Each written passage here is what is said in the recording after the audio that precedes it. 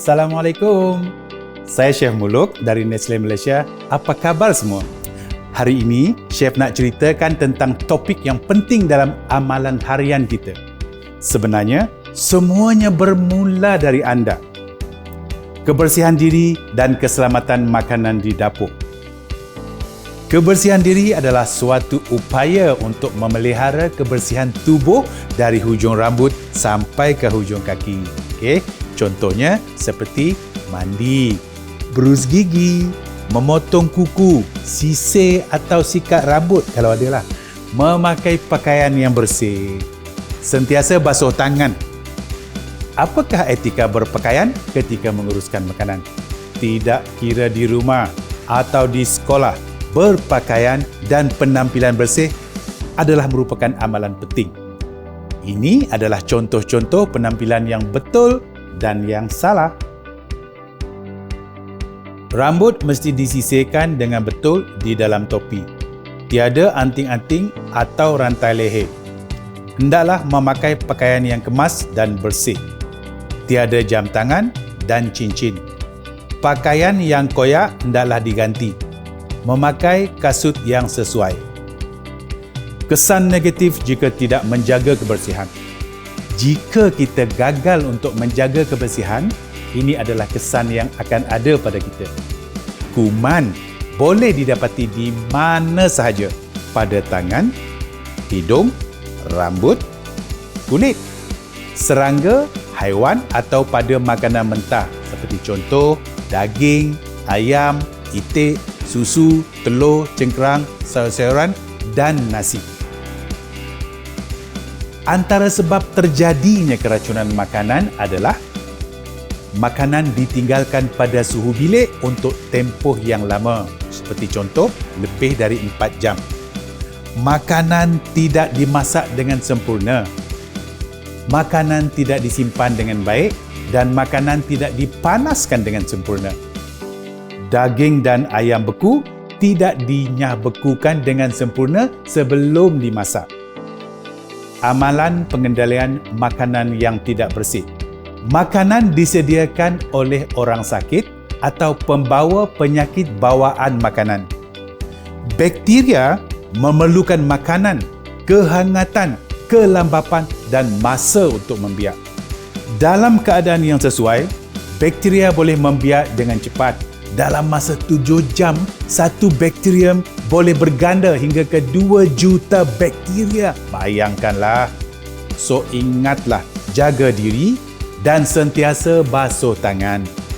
Tempat penyediaan yang bersih dapat memastikan kebersihan makanan yang disediakan. Cara-cara memastikan tahap kebersihan di dapur. Sisir atau ketepikan. Sisir barang yang tidak perlu atau buangkan barang secara sistematik, maksudnya sentiasa merancang. Susun, menyusun dan menyimpan barang secara kemas, mudah diambil dan disimpan semula. Sapu, sentiasa mencuci perkakas dapur, sapu dan rapikan dapur supaya bersih dan tiada serangga. Sentiasa amal, sentiasa melatih diri dan amalkan semua kualiti ini untuk mengelakkan keracunan makanan. Bahan-bahan yang segar dan bersih amat penting untuk memastikan kualiti hidangan yang baik.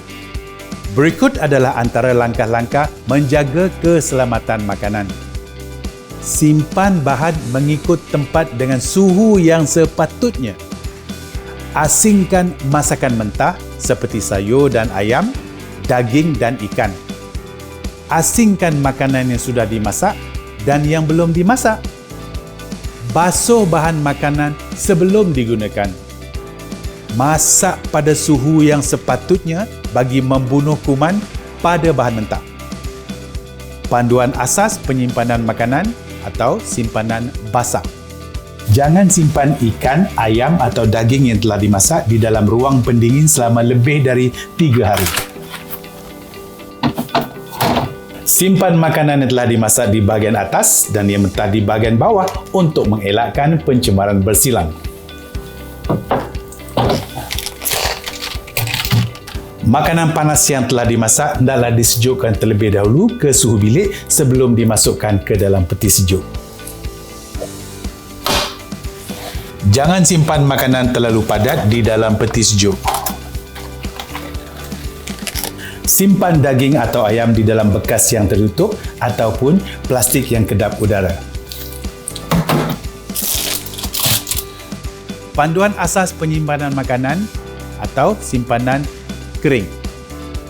Simpan makanan bijirin seperti beras, kacang dan tepung dalam bekas kedap udara di tempat sejuk dan kering.